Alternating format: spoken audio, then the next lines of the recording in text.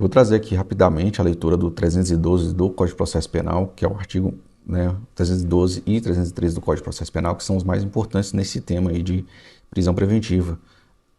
A prisão preventiva poderá ser decretada como garantia da ordem pública. Esse, pessoal, ao meu ver, é a decisão, é o fundamento mais utilizado aí para decretação de prisão ou conversão de flagrante preventiva. Então é só ficar atento a isso. Uma vez que o juiz fundamentou somente a garantia da ordem pública na gravidade em abstrato, é bem tranquilo que possivelmente essa decisão vai ser revogada. Um outro fundamento para o decreto de prisão preventiva é a conveniência da instrução criminal. A conveniência da instrução criminal normalmente é utilizada como fundamento para o decreto da prisão preventiva ou conversão do flagrante preventiva quando alguma informação nos autos de que o acusado está intimidando testemunhas ou vítima. Agora um detalhe aqui, esse fundamento é bem forte e para mim, ele só subsiste até o encerramento da instrução. Então, ocorreu a audiência de instrução e julgamento, o juiz declarou encerrada a instrução. Se o único fundamento for a garantia da conveniência da instrução criminal, para mim não subsiste mais essa justificativa. Outro fundamento para assegurar a aplicação da lei penal. Esse fundamento também eu entendo que é muito forte e ele geralmente é utilizado na prática. Eu vejo que ele é utilizado quando a pessoa comete um crime e ele foge do distrito da culpa, ou seja, ele pratica um crime e some no mundo. Nesse caso, havendo uma notícia nos autos de que ele praticou o crime e empreendeu fuga, esse é um fundamento forte para o decreto da prisão preventiva.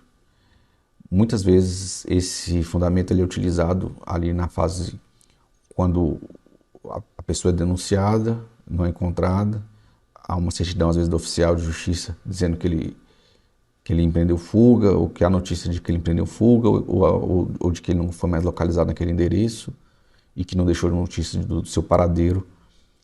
Quando o juiz vai aplicar aquele artigo 366 do Código de Processo Penal, que diz que se o acusado não foi encontrado para ser citado, o juiz ele vai ter que decretar a suspensão do processo e do prazo prescricional. Ele pode determinar a produção de provas antecipadas e, geralmente, a depender do crime, também o juiz decreta a prisão preventiva para assegurar a aplicação da lei penal. Então, hoje, com esse Banco Nacional de Mandado de Prisão, qualquer mandado de prisão ele fica nesse Banco Nacional e a pessoa geralmente é encontrada posteriormente aí para ser presa. Muitas pessoas praticam crimes e fogem e depois de, às vezes, anos, é encontrada e presa.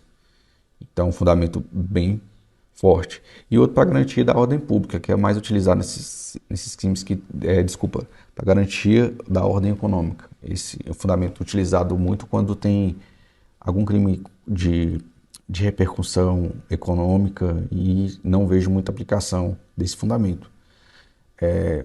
Como a garantia da ordem pública é o mais utilizado, eu quero enfatizar alguns pontos, pessoal. Somente se fundamenta se houver a gravidade concreta de um crime. Então, o juiz ele tem que trazer na decisão alguma circunstância fática que evidencie essa gravidade concreta do crime.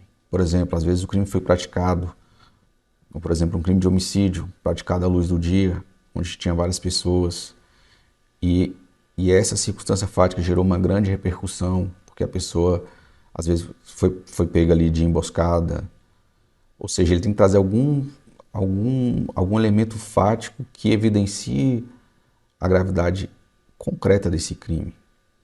Se não tiver isso, é bem tranquilo de ser revogada essa decisão posteriormente, mediante, às vezes, revogação de prisão ou de liberdade provisória ou de imputação de habeas corpus.